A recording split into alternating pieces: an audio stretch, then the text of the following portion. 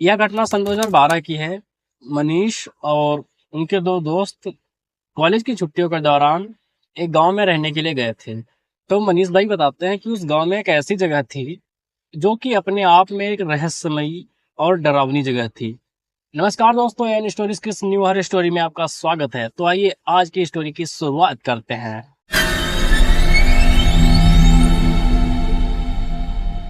दोस्तों, ये जो कहानी है ये है मनीष भाई की। मनीष भाई और उनके दो दोस्त ये छुट्टियों के दौरान एक गांव में गए थे। उनके साथ उस गांव में एक घटना घटी थी।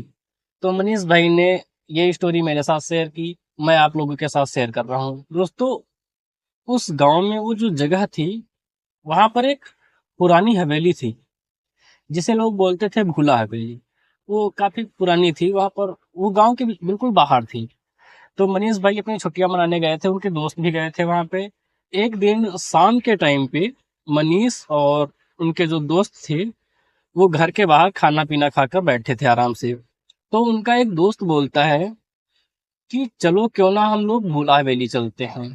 तो सब लोगों ने उसकी बात को मजाक में लिया, लेकिन फिर इन्हें लगता है कि चलो इसी बहाने थोड़ा टहल आएंगे। और तो ये लोग वहां पर जाने की सोचते हैं। सब लोग तय कर लेते हैं कि चलो चलते हैं।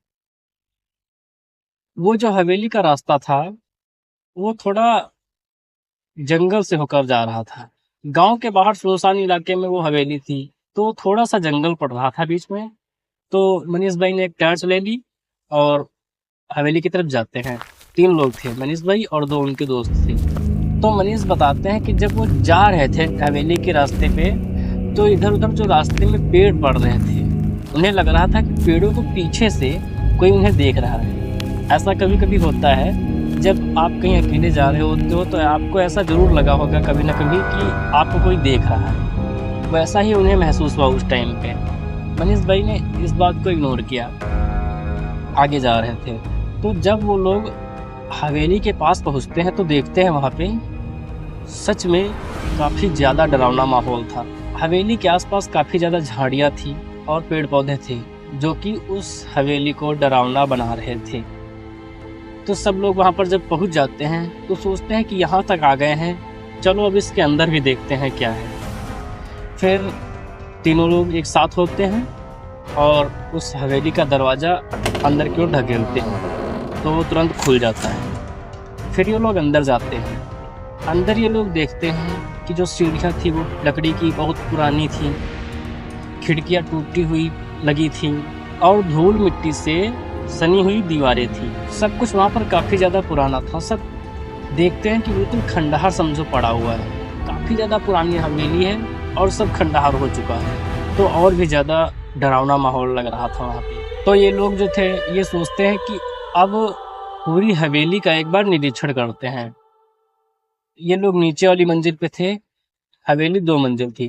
तो ये लोग ऊपर वाली मंजिल पे जाते हैं। ऊपर वाली मंजिल पर जा रहे होते हैं, जैसे ही ये ऊपर वाली मंजिल पे पहुंचते हैं तो इन्हें एक कमरे से किसी के रोने की आवाज आती है। तो एकदम से सब लोग एकदम से सहम जाते हैं।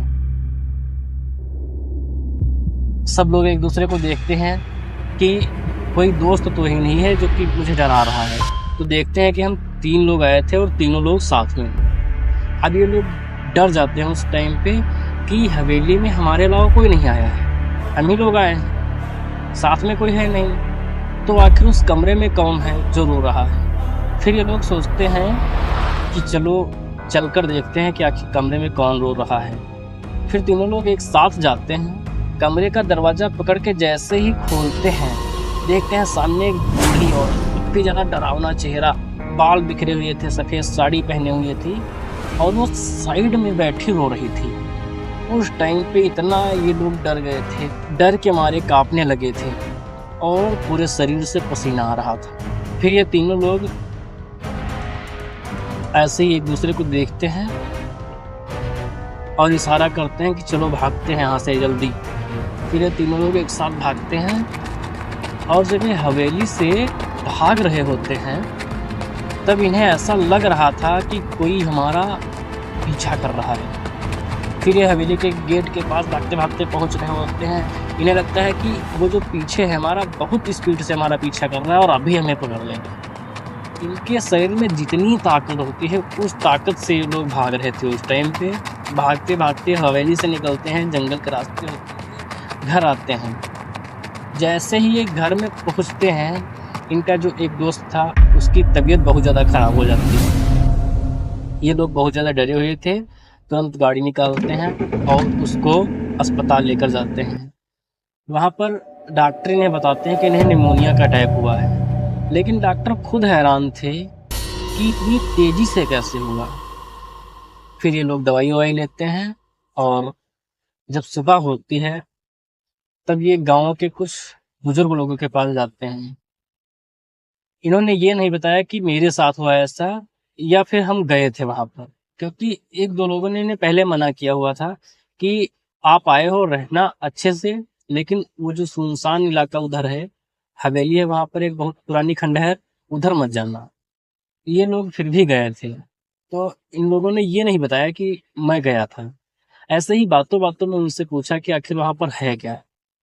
तब एक बुजुर्ग बताते हैं कि वहाँ पे एक बूढ़ी औरत रहती थी, उसके घर वालों ने उसे छोड़ दिया था, तो उसने वहीं पे अपनी जान दे दी थी।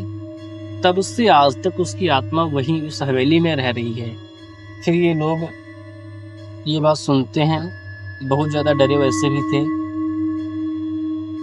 उन गांव वालों को ये लोग कुछ नहीं बताते हैं कि हमारे साथ ऐसा हुआ है। आते हैं घर में, तुरंत अपने बैग पैक करते हैं और फिर अपने घर ये लोग चले जाते हैं। तो दोस्तों ये मनीष भाई की स्टोरी थी, आप लोगों को कैसी लगी कमेंट करके ज़रूर बताना।